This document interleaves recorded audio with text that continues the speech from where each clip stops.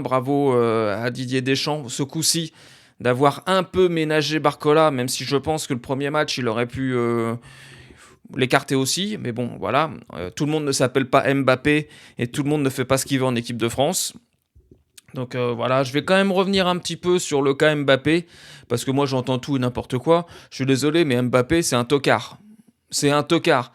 Là, on parle pas d'un joueur dans un groupe qu'on doit ménager parce que c'est le buteur de l'équipe et tout. Là, je suis désolé, mais on parle du capitaine de l'équipe de France. Et capitaine, c'est pas juste le brassard pour faire joli sur le bras. C'est un rôle.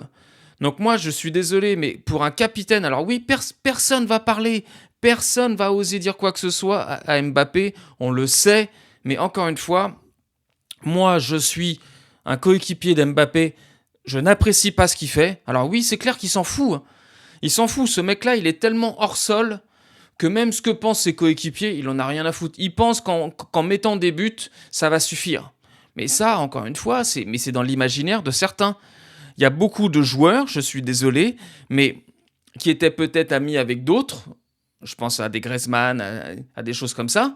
Quand ils voient l'attitude d'Mbappé en tant que capitaine de l'équipe de France, je rappelle bien capitaine de l'équipe de France, ce n'est pas un joueur classique, il a un rôle qui a été défini, il a même provoqué ça en sans doute en, comme il sait très bien faire, Mbappé. Hein. Mbappé, il a toujours obtenu les choses en étant un peu fourbe, en balayant un petit peu derrière.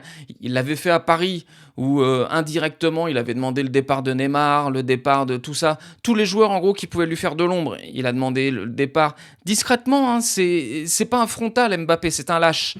Donc, c'est pas un frontal.